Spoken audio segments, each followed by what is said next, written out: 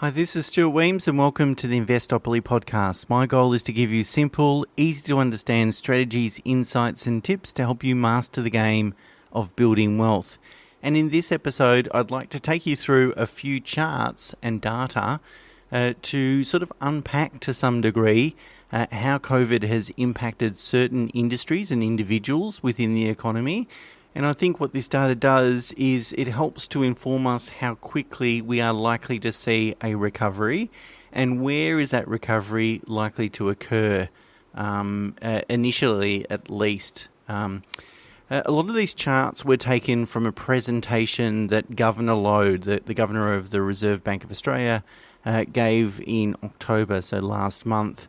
Of course, it's going to be difficult a little bit to share some charts with you on a podcast, but perhaps I can sort of describe what the chart looks like and what the outcome is. Of course, I would encourage you to check out the charts that are in the link is in the show notes to the podcast, but also the blog on our website. So the first chart that Governor Lowe shared was how the unemployment rate or I guess job losses occurred by age. And what it showed is that half of the people that are still out of work till August, so the data is a little bit old, half of them are under the age of 34. And in fact then really the increments over 34, the distribution, the unemployment distribution is relatively even. And it's been well publicised that COVID has really disproportionately affected younger people. The next chart, what they did is had a look at sort of occupational earnings, so average rates of earnings by occupation, and then they ordered them from high to low and split them into 5 groups, so sort of represented, the bottom 20% of earners, then the next 20%, and so forth. And then they looked at the impacts of unemployment based on income, and what this showed us was that the people that earn or in the bottom 40% of earnings had 80% of the job losses.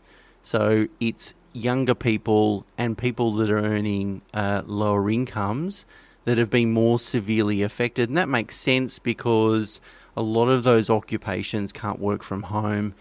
So if you're a cleaner, for example, or you work in hospitality, you can't do that work from home. Interestingly, the top 20% of earnings, actually employment increased in that sector. So certainly what COVID is doing is it's making, to some degree, the rich richer and the poor poorer. And the next chart, the next sort of most interesting chart was by industry. So where is the unemployment centred in what industry? It'll be no surprise that hospitality is way out there. And I think hospitality as an industry is going to need a lot of help, a lot of government support. And it's likely that hospitality as an industry is going to really struggle in terms of returning back to pre-COVID levels, and it could take many years. Manufacturing, professionals and transport, arts and recreation were the other 4 categories that were impacted. And then really, except for public administration and finance, those 2 industries actually experienced an increase in employment. The other industries have been well and truly sort of protected. In the charts, what it shows is the impact to May and then the impact to August. So really we're looking from, say, March to May and then March to August. And what it does show is that there's been a significant improvement in unemployment, or I should say in employment, to be positive, during May and August. And there's nothing that we would know about today that would suggest that improvement hasn't continued, particularly in states other than Victoria, although Victoria is going to probably bounce back relatively quickly too, post the second lockdown. The next charts, again prepared by the RBA, were some that sort of highlighted of the people that haven't been impacted, or at least impacted to a lesser extent as a result of COVID, and now we know those people are likely to be 35 years or older and likely to earn higher incomes. So for that cohort, what has been happening, what have they been doing with their money. And the first chart that explains that the savings ratio has gone from what was about 5% up to nearly about 20%. So, I mean, part of that's going to be because of the lockdowns through COVID.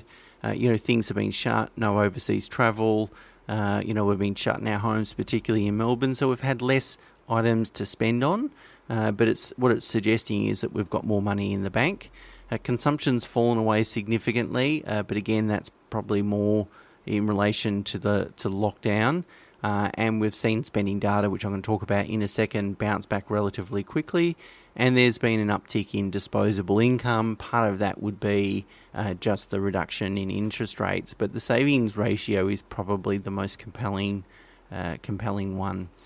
The next chart I wanted to show, and that Government Low in fact showed, was repayments towards personal credit cards. And they have really skyrocketed. So it certainly demonstrates that people have been spending less and then probably kind of repaying their past spending habits or overspending in the past if they've got credit card balances. And the last chart from Government Low that I wanted to talk about was probably arguably one of the most interesting ones, because I haven't seen it before, or at least this data. And what it showed is the amount of money people are spending on interest, the amount of principal they're repaying off their home loans, and the most interesting portion is the amount they have in offset accounts. And what it shows is that the cohort that haven't been impacted by COVID, or at least to a much lesser extent, they've been repaying loans, particularly personal debt and credit cards, and also mortgages at a faster rate. And they've got substantially more, almost twice as much money in the offset accounts. So it's showing that to some degree, this cohort that hasn't been impacted are actually in a much stronger position than what they were pre-COVID. The next set of charts are put together by the banks, and most of the banks look at spending data. And what they do is typically every fortnight, not all of them, but a lot of them, they release some economic data around credit card spending in terms of what states are spending what, in which categories, and those sorts of things. And it gives us some real-time sort of measure of how people are feeling and what they're spending and where they're not spending and so forth. So it's quite valuable data and very timely, most importantly. And essentially it shows that spending is about 8, I mean, it depends on which bank you look at, 8 to 10 or so % higher than what we were spending last year. And so part of that's going to be we're spending on different things, and obviously we're all spending it in Australia because we can't travel outside of Australia. But it shows that what I think it shows is that the cohort that haven't been impacted by COVID have enough spending power, enough spending capacity to more than offset the reduction by the people that unfortunately have been impacted by COVID. And we must understand that consumer spending makes up around about 60% of GDP in Australia, so it's a pretty important aspect. Westpac and the Melbourne Institute released their Consumer Sentiment Index last week, and it was kind of surprising. Consumer sentiment is now at a 7-year high. Pretty significant, I guess. The contributing factors to that is the fact that Australia is almost relatively COVID-free now.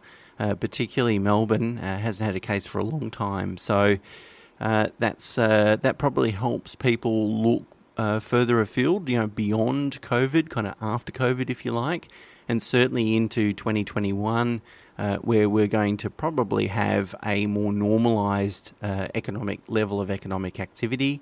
And also Pfizer's announcement in regards to their successful vaccine or likely successful vaccine. And so if we get that in the first half of next year, that's obviously going to assist with the global economic outlook. And I think these factors are contributing to some degree to overall confidence and sentiment. So what does all this data tell us? Well, The first sort of story behind the data, I guess, is that higher income earners are probably going to drive the property market recovery, which I've sort of talked about previously, but this data really confirms it. So, of course, that first cohort of people that have been impacted by COVID are typically the people less than 34 years of age in the lower 40% of earnings. They're probably not owning or contemplating purchasing property in blue chip suburbs.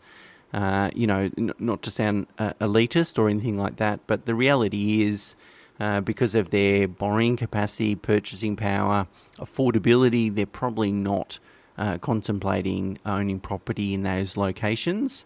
Whereas the second cohort, which is the people that haven't been impacted by COVID, that have been putting more money in the bank, they've pretty much preserved their income levels, they've been repaying debts, they're actually in a substantially stronger financial position today than they were pre-COVID.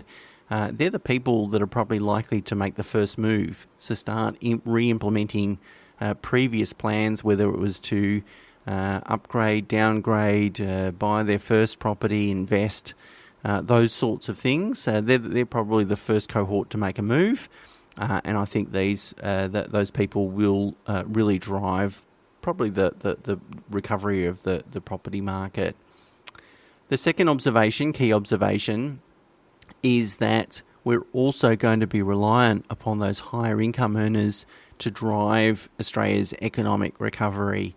And as I said, consumer consumption, I should say, contributes around 60% to GDP. So if we've got these people spending lots of money, and particularly since they can't go overseas and spend money there, they're going to be forced to spend money in Australia, whether that's on increased consumption or just domestic travel and tourism. Either way, the money stays inside Australia. And hopefully at a macro level, at a total level, that more than makes up for the people that have been unfortunately severely impacted by COVID from an economic perspective. Now, of course, there will be industries and sectors that will be hard hit and will take many years to recover. And again, the Melbourne hospitality scene is probably right at the pointy end of that. So, of course, I'm not suggesting that, it's all good. Tomorrow we're back to where we needed to be. But really from a macro level, which is important because they're the sorts of things that drive markets and returns and overall sentiment as well. And it's a self-fulfilling prophecy. If we start feeling more confident, we tend to start putting our plans into action. And so when everyone sees other people putting their plans into action, they get confidence and it snowballs like that. So there you go. There's some really interesting data, really interesting insights. I would encourage you to have a look at the actual charts because a picture tells 1,000 words. And I think we can be relatively optimistic if we're property investors and share investors. I think we can be relatively optimistic about certainly Australia's economic prospects and ability to recover from COVID and for those asset classes to start delivering the types of returns that we hoped that they would deliver when we first invested in them. So, as I said, check out those charts on the website, and until next week, bye for now.